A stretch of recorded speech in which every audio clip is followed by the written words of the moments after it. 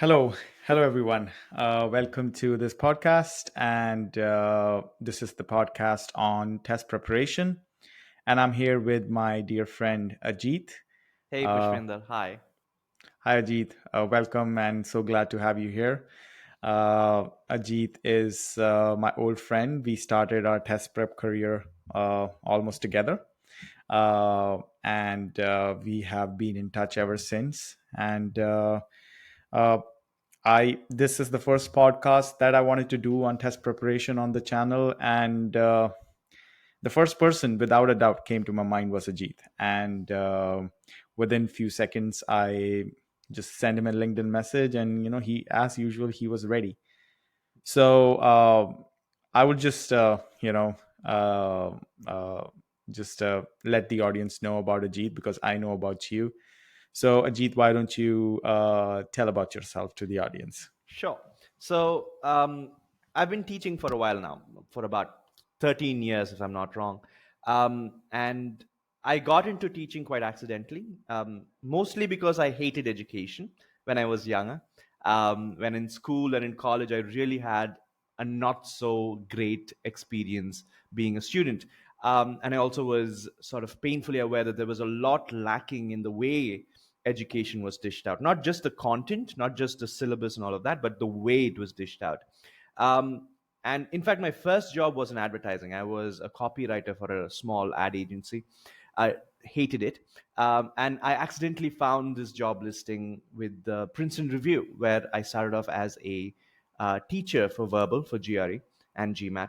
And once I started doing that, I loved it. And I realized that, this is my calling. And I was able to sort of address one of my fundamental fears about the world, which was education. To give you a context, I used to get these cold sweat nightmares and wake up with a fever every morning when I was younger. And that those nightmares were always about education, about being in school or college, or not being good enough from a teacher's perspective. And I realized that what the education system was quite not agnostic, was antagonistic, to use a GRE word. Uh, Towards people who fall in the fringes, who didn't conform to what was normal.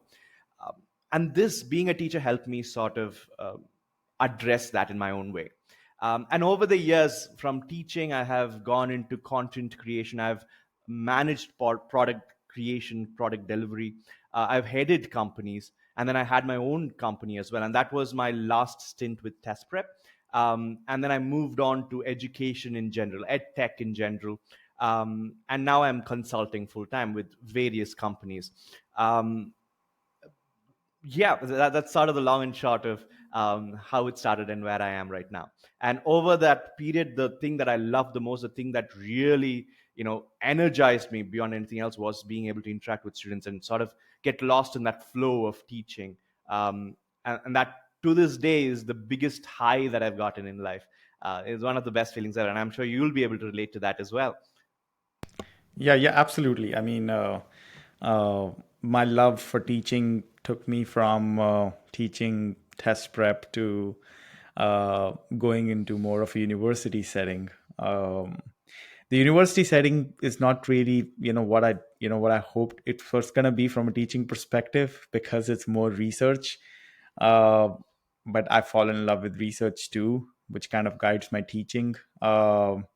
And yeah, I mean, I've always been in love with yeah, love is a very, it's not a strong word, it's the appropriate word when it comes to teaching and kind of helping students out, creating value for students and really helping them.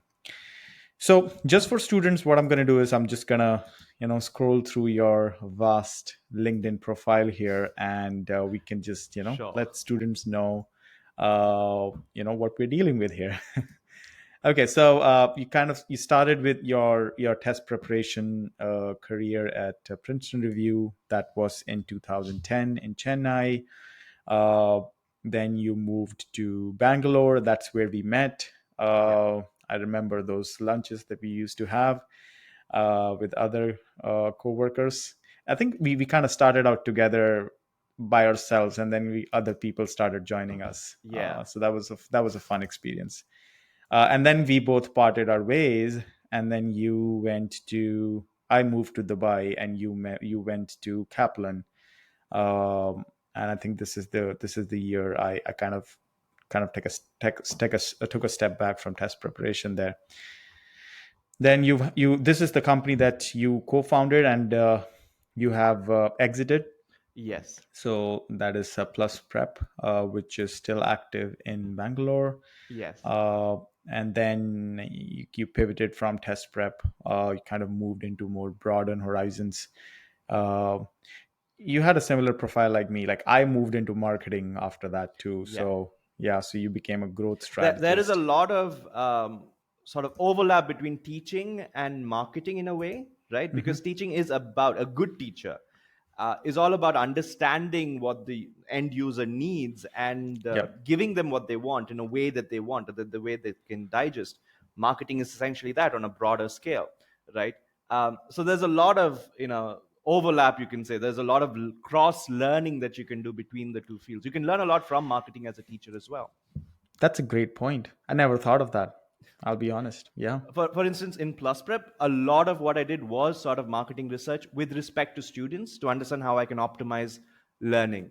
I Hmm. would do A B Hmm. testing. I would do statistical analysis to see if there's a Yeah. correlation between this question item and an output that I want. Hmm. And those Hmm. things really do work, especially in Yeah. education. And the day that we live in, doing such things is fairly simpler than how it Yeah. used to be way back. Yep. Yeah. I mean, I remember one of my professors telling me that if they wanted to run like a regression model or something like that, there used to be people sitting. That's he's talking about 80s. So there used to be people sitting in the basement of an office where you would give them matrices and they will churn out those matrices, and you would get your results after 72 hours. Wow. So imagine if you want to run a correlation of two big matrices, and you can get the results after 72 hours. And Right. now it's just click of a button. True. And Yeah. just collecting data points, and the sort of infinite number of data points you can collect is just limited by your imagination, right? Yeah. Yeah. It's amazing what you can do with data science these days, especially in education and, of course, marketing. Yeah. Yeah. Absolutely. Absolutely. Uh, that's my current love right now, which is marketing. So then moving on, you were the head at for platform and service innovation at Right. Suleika. So Suleika is like, I'm not sure what a good analogy or a similar company in the US might be. You might have heard of companies like Just Dial. Yep. They're Like sort of white like, pages here in the US. Yeah. yes, yes. Yeah. Suleika is sort of like that, and they were investing in some prototype companies or ideas. They were incubating companies, and Capshine was one of it. It was an English language, functional English company. So I was heading that, and I, essentially developed the product, developed the user base, tested it out. Again, all of the stuff that I spoke about, statistical analysis, all of that was very useful to understand the market Hmm. fit and also create a product that was bang for the buck, in this Hmm. case bang for the time, Hmm. uh, Hmm. and something that was sticky, something that users kept coming back to, and something that most importantly users will pay for. Right. Okay. Yeah. Yeah. You got to make them pay for it, right? Yeah. Yeah. Well, My yeah. I mean, that opinions about sounds. education being monetized, those are different. Ideally, in the ideal world, I would say Khan Academy is the ideal kind of educational platform. Yeah. It Money shouldn't be factor that prevents people from being educated, I think. Yeah. But the Yeah. reality is we're not in that ideal world yet, so Yeah. monetization becomes sort of important. That's yeah. I mean, they get a lot of donations. I Yep. mean, I started so we I I when I started Perfect Scores, I started it free of cost, and I wanted to. I asked for donations, and no one donates. uh, uh, but I was a little bit short-handed there. That I was supposed to market for donations. I just kept a link there, and no one really, I think, saw it. You have to do marketing for donations Yeah. too. So you need money to run things. So Absolutely. there's that. Uh, but yeah, moving on. So uh, quite a lot of experience you have gained. So then you became a consultant after that, right? Yes. So So yeah. I'm full-time consulting now with various Okay. companies. Some Mm-hmm. that I can't talk about, personally, but Yep. I can't talk Mm-hmm. about it. I'll get fired if I do. Yep. Right. Yep. And also on the side, I'm creating a few courses in a very small way because I've always wanted to create sort of a repository of learning items that I can Hmm. share with people. Because Okay. when someone comes to me and says, you know what, I tell me what I can do to improve my English, Hmm. Hmm. it's a very broad question. But when you give them actionable items, I want to have a repository of things that I can suggest. um, and I'm always sort of dumbfounded when I have to give that suggestion. So I decided, why not just create it and keep it there. uh, Yeah. so my focus on the side, so not really a hustle but a side interest, is creating courses like these that can fill in those gaps over time. Hmm. So hopefully in a couple of years I'll have a repository of things that I can point to when someone asks me what can I do to improve, right? Yeah. That's something that I want to, or rather I'm focusing on right now on the side as well. That's really good. Yeah, yeah, that's good. I mean, and maybe in the future, once you have that repository, you can just have like a simple chat bot where students can interact with your Absolutely. repository, right? So that would be, that shouldn't take that much. Absolutely. And Yeah. speaking of which, there is this very interesting concept of adaptive learning. If you Yeah. go to Amazon, you select a few things, or even Netflix, you see a few things. It tells you, it sort of understands your habits and gives you things that are in line. YouTube Music is sort Yep. of creepily very good at that, right? Yep. Yeah. Um, why not, essentially I wrote a white paper, and I can share that with you later, about Hmm. how adaptive learning systems could be designed, what logic it needs to use to create an adaptive learning experience. It would Hmm. increase decrease difficulty based on the students abilities. Right Yep. now online classes are very one size fits all, but that's Yep. very boring or demotivating depending on where you are. Yep. um, but the problem is, it is resource intensive, it is monetarily heavy. Yep. But if applied, it has a lot of scope in learning, especially for something like test prep, which is a sort of a close-ended learning system. There's no infinite things you learn. It's just Yep. a finite Finite. Yeah. set of things that you Hmm. have to learn. Yeah. Yeah. And I Yeah. I think that mean, is yeah. the Mhm. future, right? That is Yeah. the future of learning, where it's sort of like a concierge service. It is a very Michelin star experience, where it understands where you are, understands exactly what's going on, Yeah. and it can read things like, what is your thought process in this, how many seconds you took reading a particular answer option, right? Which answer option you selected, and therefore predicts why you did that, made the decision, gives you content to sort of fill that gap immediately, right? Then Yep. you're looking at like a 2 week prep time, and you will be ready to Yep. go for these tests. Yep. Yeah, yeah. I mean, the tools are out there. I mean, Absolutely. it's not like we're waiting for the tools.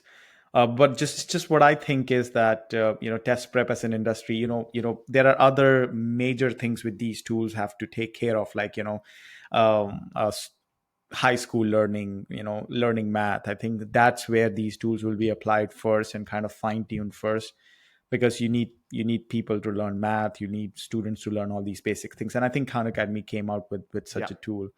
uh, but for test prep, I think uh, the market is so small yet so absolutely. significant. When I say Sure. significant, not in terms of like monetary significance or financial significance of the people who are in this market. Like if someone who's preparing for their GMAT or preparing for their GRE, for them it's a very significant event. Yes. In Well, that it's terms, it's very significant because colleges make it significant. It's not significant intrinsically, if you think yeah. about it. Yeah. I mean, last year, I was working at the University of Tennessee. We voted GMAT out. Universities nowadays are voting, these tests out. It's just that they're like a quick and an easy fix towards screening students, Yep, and it's they like do. a Yeah, filter on Excel, right? You say, yeah, I show me only students with scores between, let's say 600 to 800, or the thing is, if you put a filter saying, show me students who have gotten a 600 to 800, um, or someone with a GPA this high, or yeah. professional credentials this high, that makes sense. It's an or condition. But I think many of them just put an and condition. Show me And condition. people who have these conditions. So then you're sort of rejecting diamonds in the rough. Um, and again, I speak from personal experience of having trained candidates who are really, really amazing. Having Hmm. worked with them, they have amazing profiles. Their thought processes are great, but they just can't crack these exams for Hmm. various Hmm. reasons. Yep, Um, yep. and then that becomes an unfair filter, right? Yep. I mean, if you just take a look at an example like the verbal part of any exam, it's unfair to really really unfair to students who don't have an English background, who don't have English as their first language. Yeah. It's something that I've struggled too. I mean, I would be honest about it. I'm good at math. I love quants, but the amount of effort that I had to put at being better, at being good at quant, or being in that 99th percentile, versus that I had to put in the verbal part. And it it uh, I wouldn't say that it doesn't make you, it doesn't help you, but it doesn't help you that much. uh, it's all those sentence, I mean, that sentence correction, all the reading comprehension. So um, if you yeah. actually go to the GMAT, GMAC website, or I don't think ETS publishes anything, they're quite lazy. They Hmm. are a very lazy company. Look at their official guides. They've been the same for the last 10 odd years. They've Yeah. just rebranded it with a new edition sticker. Anyways, Hmm. let me not go into that rant. Yeah. The GMAC actually publishes results showing that there is a correlation between GMAT scores, high GMAT scores, and professional success on the face value, and they leave it at that. On face value, people will, of course, fall for the correlation or a Yeah. causation trap, something that GMAT does test. Hmm. And they may think, oh, you know what? If I do well on the GMAT, then I am going to do well in life. The problem is, I'll give you another analogy. Let's say people who are very wealthy, who have generational wealth, they are likely to own Bentleys, right? Hmm. So if I look at someone who has a Bentley, I can assume that they have generational wealth. Hmm. Does that mean that everyone that has a Bentley has generational wealth? Not necessarily. I could go into debt, buy a Bentley. I'm not wealthy, right? Yeah. Or does that mean extremely wealthy people always have Bentleys? Of course not. Warren Buffett doesn't have. I'm obviously hungry, therefore buffet, Hmm. right? It's morning uh, for you. Yeah. and or Jeff Bezos doesn't have a Bentley, I'm sure. Um, Hmm. so then when you look at it in context of the GMAT, people who are very very astute in their logical reasoning, who have specific cognitive skills that make them really good business administrators or leaders, will be able to do well on the GMAT in Hmm. general, right? Hmm. But does that Hmm. mean all of them will be able to do well on the GMAT? Not necessarily. Yep. And does that mean people who don't do well on the GMAT don't do well professionally, academically, or in life? Not necessarily. Yep. Um, so it falls for the classic causation trap when Yep. it itself publishes its results, where it says there is a correlation between this and that. Um, Also think about it: the guys with the highest, GMAT scores are the ones who are selected by the top schools. And if you get into Hmm. the top school, you're getting into a good job, not because Yep. of the GMAT score, because you got into that college, Yep. right? So there's a logical fallacy. Then you should be, I think people sort of assume that a high GMAT score means you're intelligent. Yep. Sure, but not really. I mean, it can be a signal. It's not really. It can be kind of uh, may not be a necessary. It's not a necessary, neither a sufficient condition. Let's put it that way. The way we say it in Absolutely. economics, it's neither a necessary condition nor a sufficient condition that you're going to be successful. But Absolutely. think about people. Who have the, and that's what my first topic is about. I think we've kind of paved our way into the first topic that we were going to talk about, which is the how does students' background impact their tests or test preparation success. I mean, imagine if you have some sort of a fear of taking tests. Now, uh, does that make you professionally less successful? Yeah. I wouldn't say It so. I doesn't. mean, Yeah. some Or people are, yeah. just someone with, let's say, ADHD. And I would say that a lot of our people, or a lot of this generation, not our generation, that this generation, have lower attention spans. That doesn't Yep. necessarily make them less productive or less intelligent or less competent. Yep. And tests like the GMAT and GRE sort of press on that ability to be able to focus for extended periods of time. And Yep. their move recently to shorten these tests, I would say, is also sort of showing, Hmm. in that they acknowledge the fact that these long tests are not necessarily, positively correlated to competencies, Yep. right? Yep. But I would argue even the shortened tests, are they necessarily testing what or the secret sauce of success in later Yep. life? Yep. Debatable.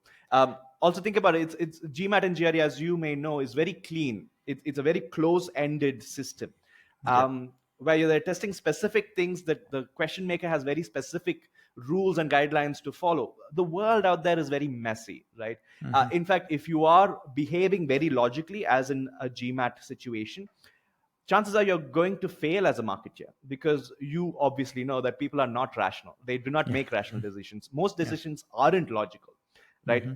There is logic to it, but it's guided by emotion or a sense of belief of who you are. Hmm. um, Hmm. and a good marketeer or a good CEO would understand that and create, deliver, market based on those understandings.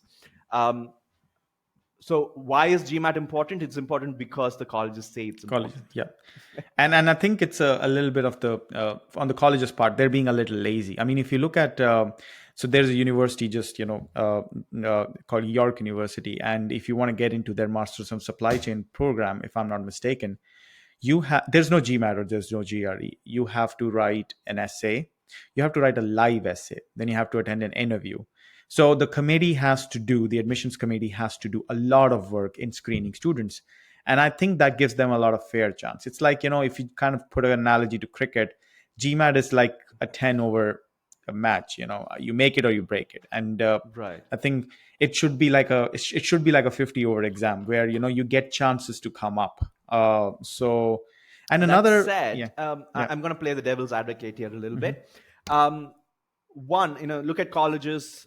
Forget Indian colleges, because Indian colleges, the best ones, have I think, an admission rate of about 0.25, yeah, 0.25%. Um, US colleges are a little better at about 10%. The most selective ones are at about 10, 11%. Harvard's program, I think, has 11% acceptance rate. So if they're taking in about 600 students, that's 6,000 applications. Would you say colleges have the bandwidth to go through every single aspect of a profile to be able to make a decision? Is that even possible to make a decision at that scale? that's a good question. But I think there is a way around that. The way around is that you can market your program in such a way so that you incentivize students who are a good fit to apply to your program, and disincentivize students who are not a good fit to apply to a program. Because if you actually see in India, what happens is everyone applies. You just have to fill out a form and boom, you apply to an IIT, right? That's why you got so many applications, and hence the acceptance rate Yeah. is so low. On the other hand, a lot of people get disincentivized to apply to Harvard. Like when I was applying for my PhD program, I did apply to Harvard. I got rejected, right? But you know, my friends around were saying, "Really, you want to do that?" So there was a lot of demotivation into apply, because I knew I couldn't get in at that time, because I knew my profile was not fit with their requirements. So if I think colleges do a good job of promoting what kind of students they're looking for, they kind of put that down, that will so students will self-select into their programs. And of course, all these Harvard and MITs, they're famous programs, so they do get a lot of applications. But if you look at like the general 90% of universities, you don't get a lot of applications for your MBA. I mean, it's plausible that you can do that by putting in some resources. I mean, at the end, it's the committee that takes those decisions, and I've been on some committees like that. You get a bunch of CVs, so you 5 people in the committee. You get each person goes through like 60 or 70 resumes at a time, which is quite a lot. uh, for instance, I will talk about let's suppose job applications. Like there's no GMAT there, there's no GRE there. You got to go through in some sense, you got to go through all of them, right?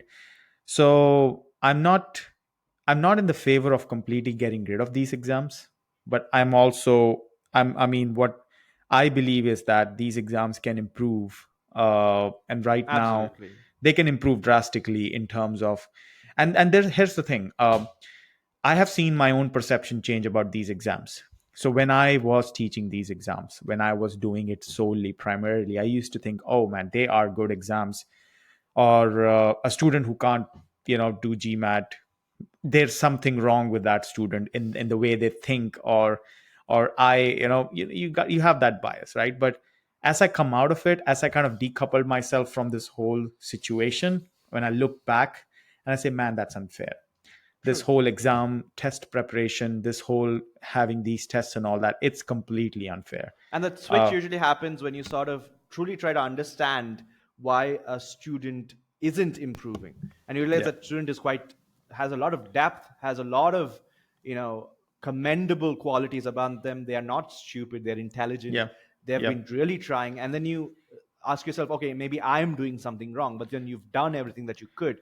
And then you come to the conclusion over and over again over a course of time that it is the test that is doing yeah, something. You know, yeah. it's not an accurate gauge of what it says it is. It's something that I tell the students nowadays. I mean, nowadays, I have these, some students do reach out to me and I do talk to them and I say, don't let a test judge you. Don't feel elated when you score high and don't feel so low when you score not so high. Don't let a test judge you. Don't give so much importance to this test that it makes you feel, I mean, it does have, I mean, if you do well in this test, but then of course you have higher percentage, higher probability of getting selected. But things are changing now. Things are changing, and hence we are seeing this GMAT focus and GRE focus. Hence, because it's this the scenario in these US universities and in North American universities is changing. Uh, and another background, another kind of a limitation that this test has is their cost. I Yep, think absolutely. the cost starting from, so there are three pillars of the cost. The first pillar is test preparation. So getting someone to coach you, which is all kind of set up on the limit of the test, because once you set the limit of the test, you got to know what the test is, right? The next is the resources that you have to acquire to learn about the test. So you have to buy the tests, you have to buy all that. And the next is the test fee itself, which is, yeah, about $200, and USD is an all-time high right now. So Yep. that And most of the is, time, yeah, candidates need to take the test more than once. yeah, Most of the times. yeah, And then there is also the other aspects. Forget the test itself. You have your application fees. They go to application writers or essay writers. Those are quite yeah, expensive. yeah. Um, there's a lot of expense Yeah, that yeah. comes with the process I would itself. say just GMAT test preparation for someone in India is easily 1.5 lakh rupees, easily, if you put in all these costs. Yep. Even if you want to write the test once, uh, I think what these test prep companies are charging is enormous. Yep. And well, I mean, they have their costs too. It's just like, the way this industry has, come to this point. It's what it is, and it's going to take like something big, like what COVID happened, something big, and COVID has put a dent on this industry, because Yes. after COVID, the enrollments were down, and colleges were taking just, whoever wants to come, just come in. And now we're seeing the era of, I'm in the position of kind of to see what's happening in these universities. We're in this era of, creating programs which are accessible to all. So there is a possibility to do that now. So, for instance, when I was at Iowa State University, the university created Masters of Business Analytics to open to everyone in the world. So I was sitting in the same class where I was being trained for my PhD, and then there was a camera in the class, and that was live streamed worldwide. It was a statistics class. So things are going to change. That's for sure. Yeah. But that So said, someone who is doing their GRE or preparing for their GMAT now would be very heartbroken right now. no. It is. I mean, it's just that the reason I'm doing this podcast, and the reason I'm sharing this information, is I want to tell students, if they're listening to this, is don't take it too seriously.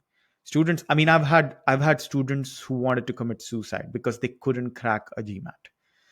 I mean, that is something. I mean, the student's father came to me. I mean, that's like 5 years ago, and he told me, you know, tell tell my kid to not to do something stupid just for this test.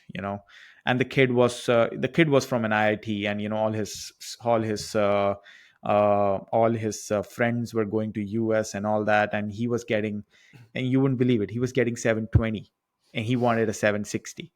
So that's where, that's what I want to tell students uh, is that it's your hard work that will take you a long way. It's what you achieve in your field will take you a long way. This test, Absolutely. yeah, it's now, it's just one blip in the road. And if you score 20 points less, yeah, if you score like a 400 out of an 800, that's, yeah, that means, you didn't do well. But if you score 20 points less than what you expected, or 30 points less than you expected, and you did not land into a school that you wanted to, and you landed in like a one low tier school, yeah, it's okay.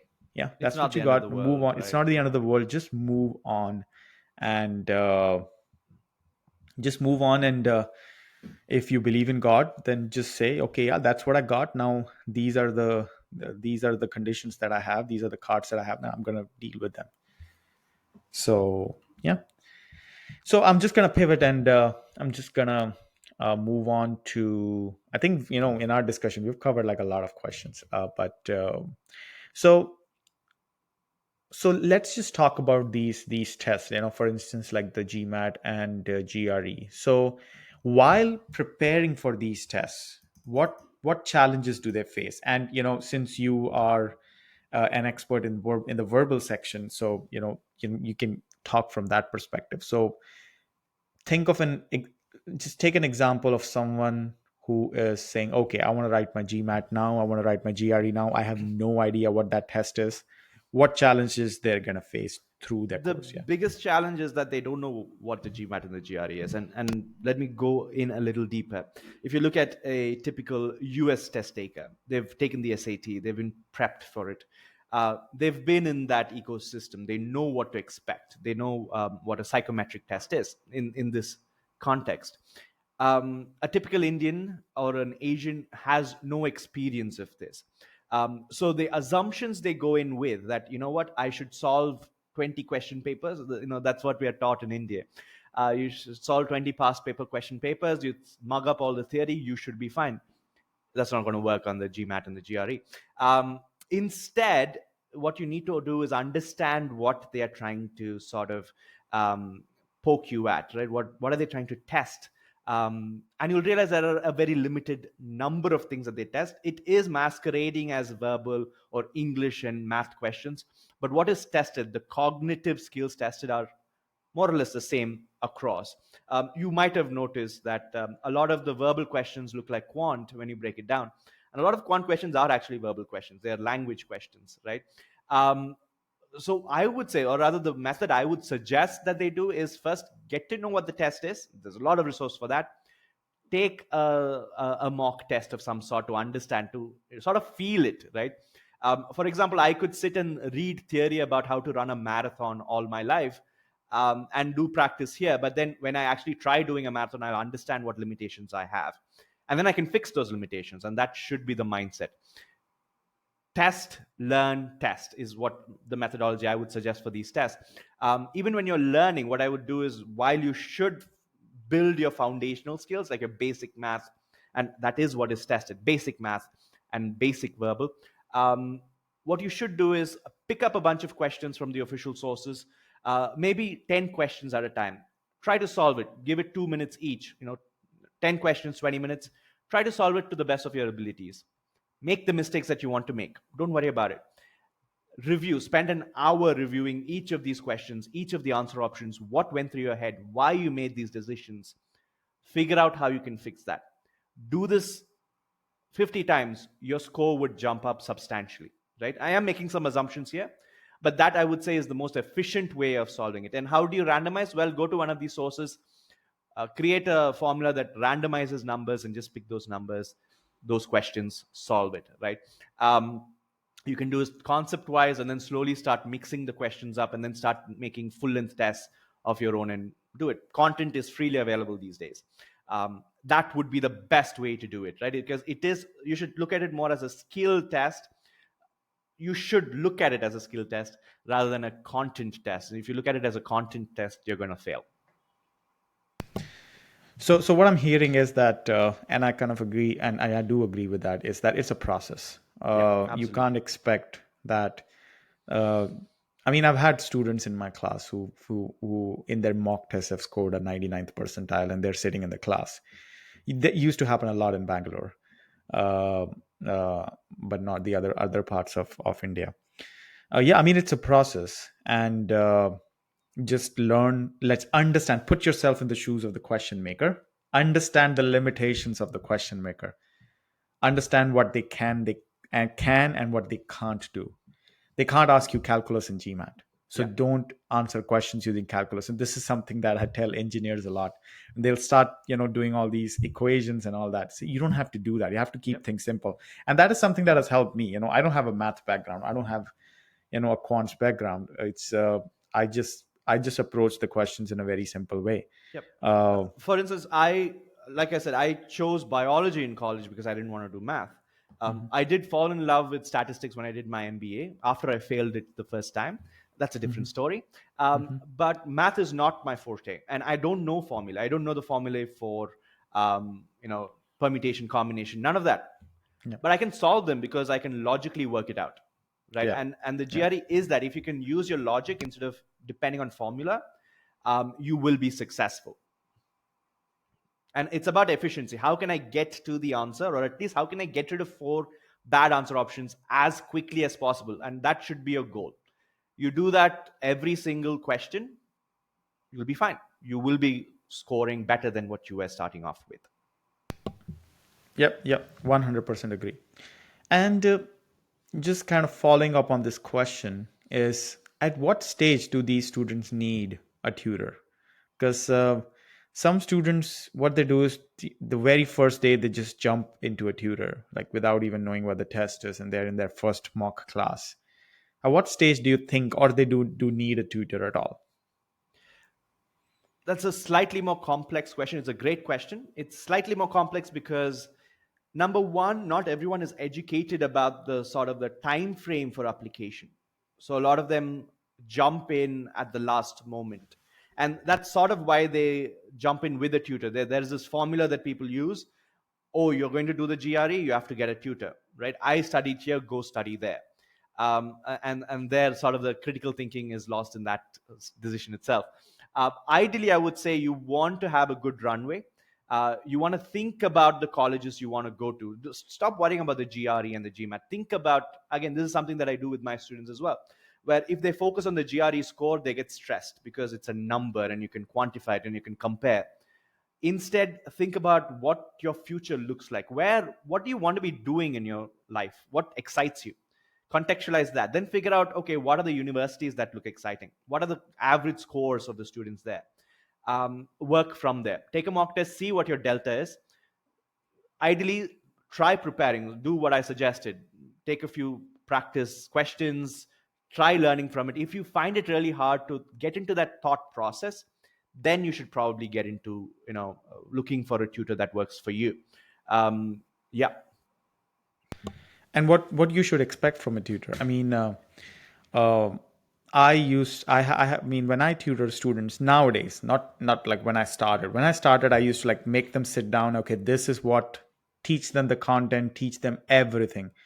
But now I just direct them, because I think that's the job for me. I think that's the job of a tutor. Okay, here's the resource. Go read that. Yeah. Okay, where are you stuck? I think this looking back on where are you stuck at, and what mistakes you've made so that you don't make them again. I think that's the whole game of a tutor. So again, what, according to you, what should be the role of a tutor in this scenario? So it's hard for me to sort of think from a student's perspective because you know let me jump into my academic manager role. What do I look for in a good tutor, right? And I would say that should also sort of correlate with what a student should be looking for. I look for people who are empathetic because that cannot be trained. Who think about it from a user's point of view, from the client's point of view. They look at a question and say, "Oh my God, this is so difficult. I can imagine how stuck they could be. Let me figure out how to simplify this, and let me figure out a system that will work for every question like this." You want a tutor who is articulate, who is able to explain, break down very difficult concepts. And of course, you want someone who understands the test. How do you find these out? Well, I would say, if possible, pick up a few really hard GRE, GMAT questions that stump you, send it to them in advance, and tell them, you know what, I'd like you to explain these questions. If they tell you things like, oh no, enroll and then I'll discuss, and red flag, get out of there. Um, but if they're able to explain it to you in a way that makes sense to you, they're able to break it down, simplify it, and doesn't necessarily depend on formulaic explanation where they say this is how everyone does it, therefore you should do it.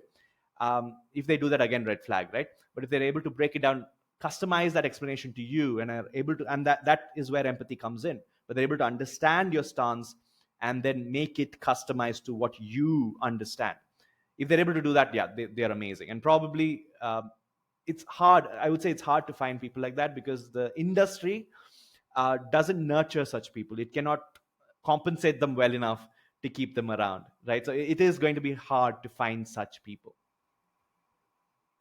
Yeah, yeah. I mean, either instructors like us become entrepreneurs, start our own stuff, and then we're like they have like 1,000 students, and they can't really give their time to each student, or they just pivot to some other industry, right? So because if you are good at logical reasoning, if you are good at explaining stuff, if you are good at understanding content and kind of explaining it to Yep. someone else, which means you're good at communication, Yep, that's a this very this valuable industry, skill. Yeah, that's a very valuable skill, then this industry doesn't have any space for you. uh, and it's kind of a transitory industry. That's what it and I is. think and I think I've been in that industry for maybe a year or 2 year too long. That's what I feel. Same. uh, I felt yeah, that when I was running my own company, right? So it hit me hard, and I had yeah, to make that decision. For yeah, I asked myself, will I be doing this in the next 10 years or yeah, 5 years? I said no way, and I was filled with anxiety when I thought about that reality. I realized I need to yeah. get out. Yeah. Yep, yeah. Yeah, I mean, I'll just tell a story. Like, so this is podcast. We can say stories, right? Like, when did I pivot? So I was in Dubai, right? And we were like, I was working in this organization where I used to teach GMAT and GRE, and I was doing, my own perfect scores thing too. Uh, and So I was in a shared apartment, and then, this person comes up to me, say, "Hey, this is my last day today." So he was American. So, "This is my last day today." It's like, okay, so where are you going? He says, "I'm going to do my PhD. I'm going back to States." And that's when, I had, he was my friend. And I always had this, feeling inside me that I want to do a PhD. And, at that time I was thinking about economics and all that. And that's what kind of motivated me. That's like, okay, he changed, he went back, and he's way younger than me. I need to go. Like, when I was younger, he's like 2 years old younger than me. He's like, I need to go right now. And that's when I decided I want to go. So yeah, I mean, that's the story about how I pivoted. Um, but test prep is something that kind of brings you back again and again. So here we are, possibly for the nth time. So I'll move on to another question, another topic that we can move on. So what about the tools that are out there, online tools for GMAT and for GRE, that students should be going for, and students that should be staying away from? So let's. Why don't you say the verbal part, then I'll probably pitch in for the quant part. Right. So I might be missing what's current right now. I have done a little bit of research, but what held true a few years back, about 5 to 6 years back, still holds true now. You've still got your official content, right? And that, at least for the GMAT, it is the authentic sort of, it is the thing that you would go to. There are the verbal guides, the quant guides, um, the official guide itself, and you also have the GMAT club for GMAT. All these are great resources. You want to be making sure that the source of the question on GMAT club is verifiable, right? Or it is verified, because it's common that people might post questions that are from different tests, and that may not be necessarily relevant, or it won't be building the right skills that you want for the GMAT or the GRE. GRE likewise has a GRE club. It's not as active. It's not as expansive. But again, you have your GRE official guides. Those, I would say, without hesitation, are some of the best resources out there. There are also some past question papers that you have in the ETS websites. Try, you can download them. There are, I think, 3 extra question papers that you can download as well. So there is limited resources when it comes to GRE, but those would be the ones that I would recommend to start with.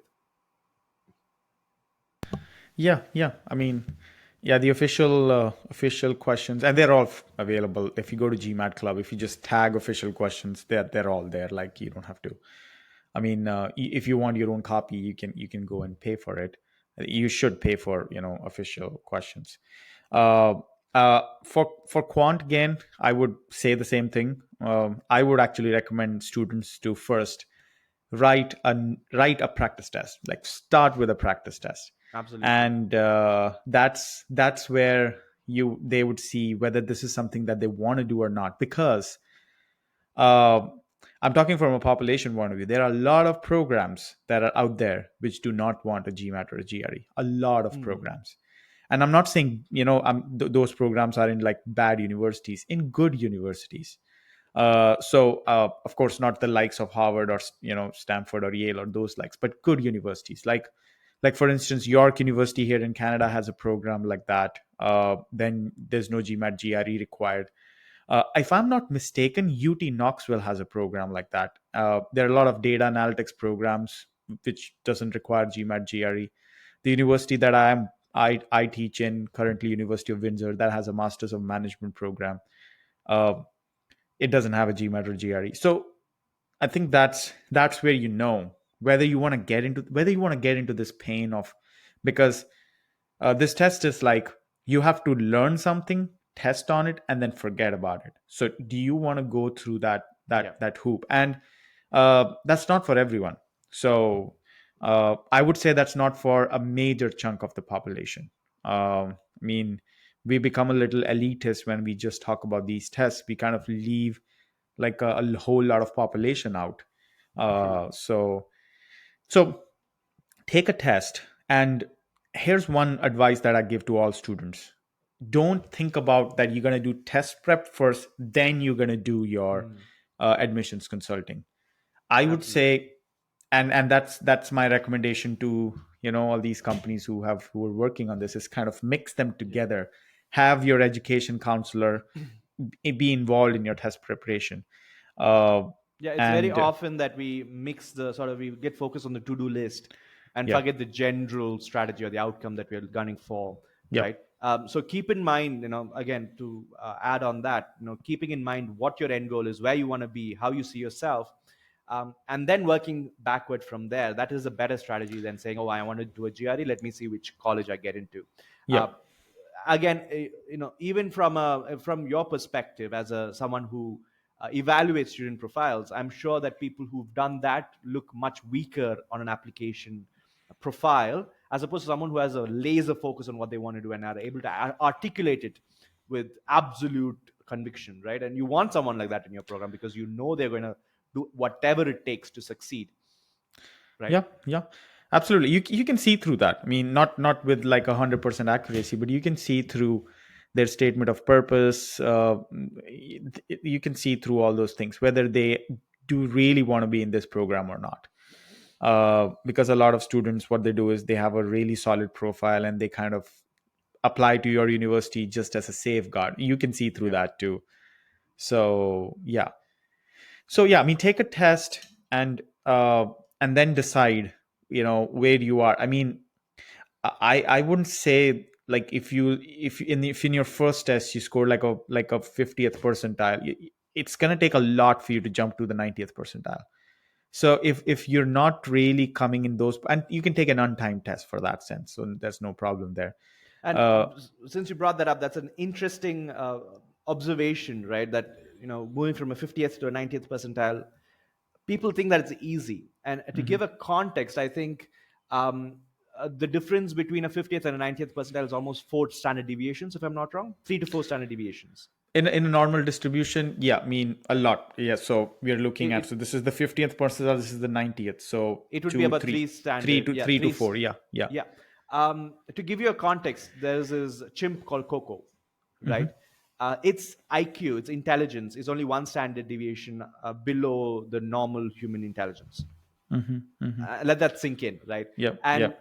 if you think that three standard deviations is easy, you're fooling yourself, right? It Yep. gets incrementally harder as you go. It's going to 50 percentile to 60 percentile. Sure, maybe easy, but every percentile after the 90th is substantially more difficult, because you're jumping standard deviation, Yep. and that's not easy to do. And one thing that I want to tell students is that those standard deviations are not really reflections of your ability. It's just True. how well you can do this test. In that particular And system, yes. there are things that I've learned in life that will take that take you back just because you were born in a place at a time.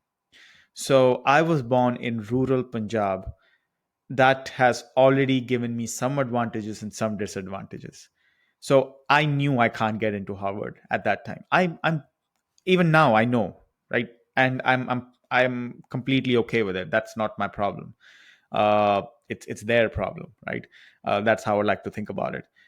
So students need to know that, you know, uh, I'm scoring a 50th percentile, and I've seen a lot of students really struggle in this. Like they really want to do this, and I mean, I commend them for their confidence. That's something there. But as an instructor, I want to be able to tell them that, you know, maybe you want to be looking at something else, or maybe you want to be looking at programs which don't take these tests, and that'll make a lot life easier for you. Yeah. But you know, as a professional, I don't do that because, you know, I don't think unless they ask me, I don't think I have the right to tell And them about this. another option, of course, is just start working. It's always a cost benefit analysis when it comes to investing so much time. Yeah. If you're already working, of course, time and effort and the years that you're giving up, and of course the cost. Um, if you're really good, if you learn in the job, if you build important skills, you could sort of offset that MBA. You could even come out richer in the end, because one, you're saving on those 2 years that you would be not earning, and the cost of tuition and a lot of other things that come with it. Yeah. And also, if you keep working and you are in a ideal situation, you could catapult your career growth. That's also a possibility, right? Yep. A postgrad is not necessary for everyone, um, and I don't think that necessarily determines success for everyone either. Yep. Yeah, I mean, and I'm just going to deviate a little bit from here from test prep. I'm going to get in these MBA zones, you know, because I teach MBAs here. Uh, I think even before deciding which test you want to write, before deciding what programs you want to do, you have to decide what skill I want. So you should so let's say you are an IT person working in let's suppose software world, and you're really good at coding and all that. So what's the next step for you? Like what's the next step? Do you want to be a manager? Okay, so what kind of manager do you want to be? Okay, you want to be a manager in a software company. Okay, so what kind of skills does that need? That requires technical and management skills. Okay, not marketing skills, management skills.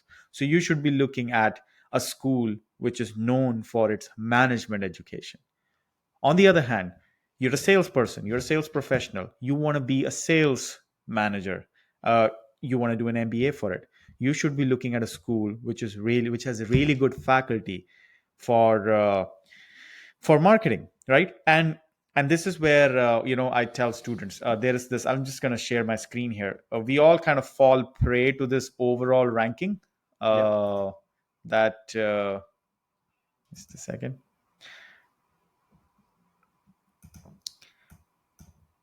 We kind of fall prey to this overall ranking.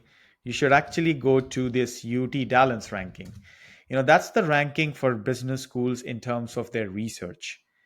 So in here, you kind of choose what areas the schools should be good at. So you kind of choose the journals. So for marketing, I'm going to choose the top marketing journals. So this Journal of Marketing.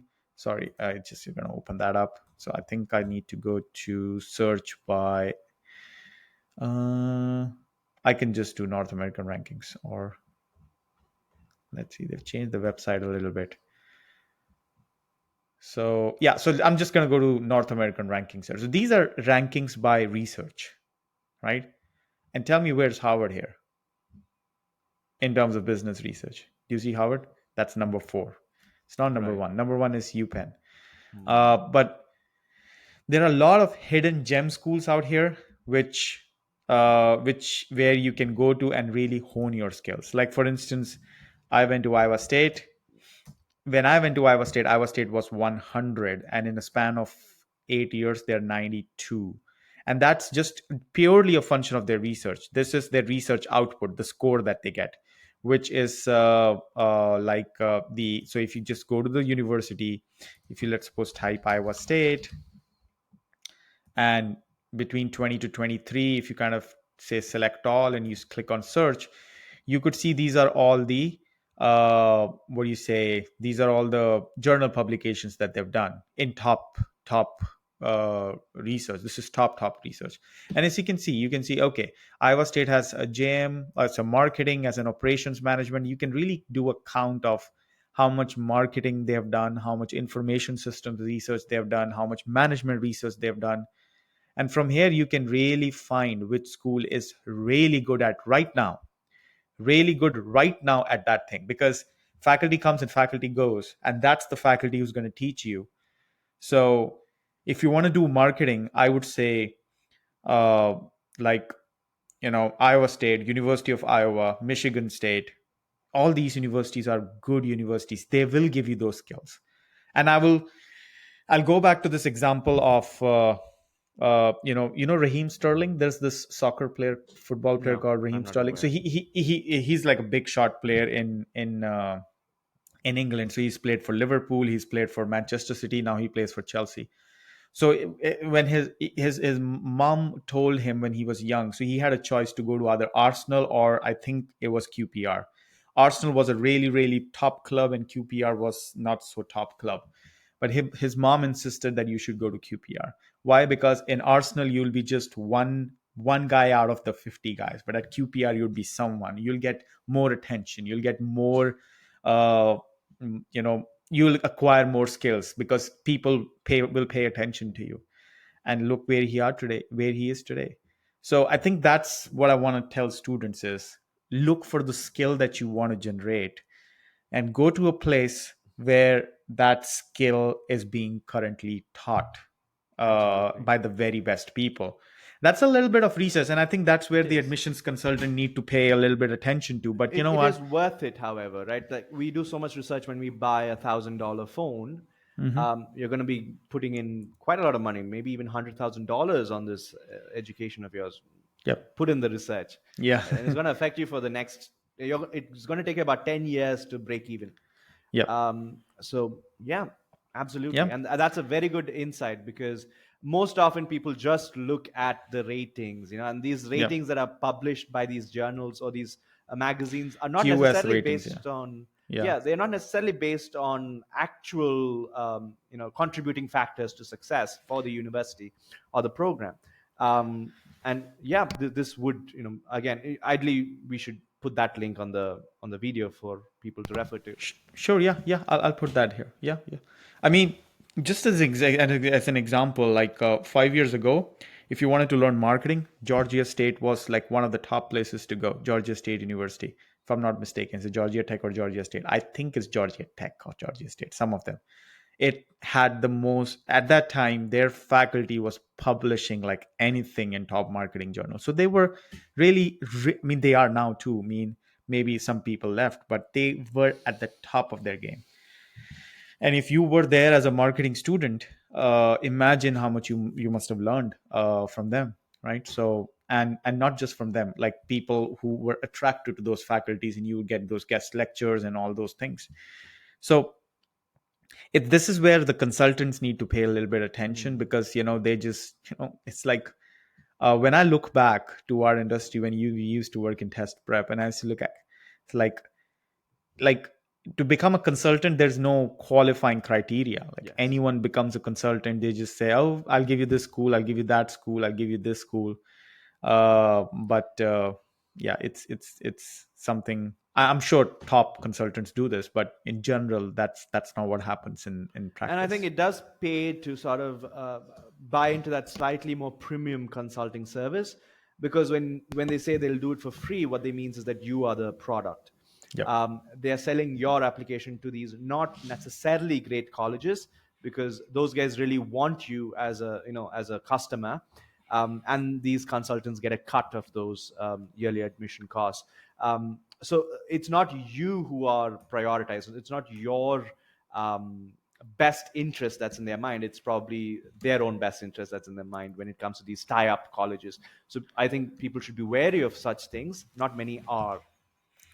Yeah, yeah. It's just that the amount of research that is required, the amount of information that is needed, uh, as an individual, when you are trying to get into that, you just follow other people, what they're doing. And I think that's the worst strategy, following other people, because you're kind of leaving your own agency outside. You're not really thinking for yourself, is that the best for you? I've been there, done that. Sometimes imitation works, but not all the time. If it works, it's just matter of luck. So yeah, you should really first grapple with the question, that is this something that you want to do, because life here is not easy, man. Life in these countries, and in United States, in these North American countries or other countries, it's not easy. It's not easy being an immigrant. Immigrants, it's not easy. I mean, we I can just open a whole another chapter here. Being an immigrant, you leave your family, you leave your home, you leave your comfort, you leave your food. uh, if Especially if you're going to, let's say, University of Arkansas, uh, you know you leave pretty much everything, and then you go to a new place, and the very first day you got to start off, you got to hit the ground running. You got to compete, you got to do all those things. That's not easy. There are, of course, there are benefits to it, but is that really what you want to do? That's what, because life is short, right? uh, we are in this you live only once this that's the trend right now. So think about it. Just don't just talk to a consultant. Consultants are like real estate agents. They real estate agents want to sell you their house. That's it. That's their job. They'll do anything to sell you the house, and that's what these consultants do. Their job is to sell you their admissions package. So you have to take back the agency, take control over your decision making. Uh, talk to people who genuinely want the best for you. Talk to your mom, talk to your dad. uh, that's also important. uh, and if you have the ability to visit these countries, do that. And yes, I said I'll be opening a whole new chapter here, so yeah. So yeah. So And I think it's more than just an MBA thing. It's a human thing where we sometimes chase things that we think is important, like buying a fancy car, or sinking yourself in debt trying to impress people that don't really care about you. Um, yeah, you- One, have you read the Seven Habits of Highly Effective People? I've yeah, Right. yeah, used So to be that like college reading in Yeah. my So undergrad. there Yeah. he says, start with the end in mind, and in this case, start with your deathbed in mind. Yeah. When you're in your deathbed, will you really be congratulating yourself for having moved to a different country and done an MBA and having chosen that life? If the answer is yes, great. Probably Hmm. it is something that's important to you. If not, if what's really important to you is your family, is creating value in your community, and you really love where you are, then maybe you need to think twice about it, right? And that's, I was in a crossroads myself. I wanted to decide to go abroad, and I had the same process of thinking, and I realized I find most value here. And I am someone who's connected deeply to the people around me, and um, no, so I decided, no, I'm not going to even try going abroad, right? That is not something that I would be happy with, and I know I'm very sensitive to what will and will not work. So I've taken, in a lot of ways, the best decisions I've made are the decisions that I've not made, that I've decided not to go ahead with, Yeah. right? Yeah. Yeah. Yeah, I mean, as long as you're happy. I mean, you have to be happy with your decisions. I mean, not as long as whatever decisions you take. I said it's one of my quote that I use is there's no wrong or right decision. You just have to be stubborn about it, and every decision is right. Say True. whatever I did is the right. I have no regrets. Move on. Like just move on. But that doesn't mean you just step into anything. Hmm. Think about what you want to do, and after you've had a hard think about this is what I want to do, once you enter it, just don't look back. Otherwise, you're in two zones, and you want to be here and you want to be there. But yeah, I mean, as I said, I'll be opening a new chapter, but just want to tell students that it takes years to get adapted to this life. And once you get adapted to lives in these countries, you can't really go back. You can't really be as a first generation immigrant. uh, I like I've talked to many people. Like I've talked to many individuals. uh, they want to be, they would rather be back home. They'd rather be back home because there is some sort of value associated with relationships, if we can just put like some kind of quantitative value. And we leave a lot of quantitative value back home. And um, it's very difficult to you build that build Hmm. build that. See, I met you in Bangalore, and how long did we meet for? 3 months, Few four months, months yeah. 5 months, right? And here we are talking to each other. So those relationships, Almost a decade later. almost a decade later, right? Yeah. We've had like our stints. Like Hmm. I talked to you last year once. And so yeah, I mean, it's hard. So yeah, so think about why do you want to do this before you kind of do some sort of escalation commitment, get a good GMAT score, and then you think that this is what you want to do. Hmm. Okay. So I think we've covered all our questions here. I think, yeah, I didn't follow the questions the way I had the questions, but in our conversation, you just Yeah. kind of navigated through all the questions here. So do you have anything to add on? Not much. It's just that, if there is a takeaway that someone, gets out of this, it is, like you said, keep the end in mind. It's just because something works for someone else, doesn't necessarily mean that's the right path for you. Figure out what is your path and sort of press on it, right? If you can figure out what you are the best at, if you're the 1% of the 1% at something, people will pay you money for it, right? Yep. You just figure out what you can be the best, and that takes a lot of time to figure out. You need to try a bunch of different things, and an easy guide for that is to ask yourself, what is that something that I can do effortlessly that Hmm. others are struggling or hate to do?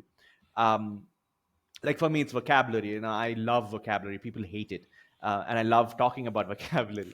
um, and there are many other things. Usually it will be a bunch of other things, and you'll realize that over time those things sort of converge, and you'll become like the superstar in one particular thing. Hmm. Press on that, Yeah. right? And that's how you become super successful. And that's what that segmentation, targeting, positioning is, right? So you Absolutely. segment your market, you target the right segment, and then you position yourself to that segment. Uh so you've chosen English, you've chosen the test prep English. Some people spend their whole life in that. That's fine, because that's what they've positioned. And how you want to position yourself, like you want to go for the premium top 1% student, or you don't want to go, you want to go to the masses. I always i always wanted to go to the masses because I feel I'm one of them. Hmm. uh, which is why I named this YouTube channel Perfect Scores, rather than top 1 percentilers or something like that. But yeah, that's the game. So I think that's the end. Uh, this is the quickest hour that has passed in my life. So it went past really quick. And thank you very much for Thank you, for for Pushpinder. for joining. I mean, you want to if you want the audience to reach out to you in any way, Sure. you want to say You that. could put down my LinkedIn ID so they can, send me a message. Hmm. I'd be, if they have questions with anything about their career, and I have helped a lot of people with their career growth. Um, a lot of people specifically are looking to become English teachers, right? A lot of them. just Hmm. randomly get in touch. So if you're one of those, get in touch with me. If you want to figure out what to do next, get in touch. I'll be more than happy to Hmm. allocate some time to help you out and hearing you out. Yeah, yeah, yeah. Great. And there So are also a couple of courses that I have. I could probably send you the link, and we can keep it, make it free for a while, yeah, so that. I'll put that in the description. Sure. I'll put the course links and I'll put your LinkedIn profile in the description, and Perfect. so the students can contact you and get those courses. Yeah, yeah, yeah. So I guess that'll be it. Uh, and I'll say the audience, thank you very much for watching. Keep watching, and hopefully we'll have more podcasts. Awesome.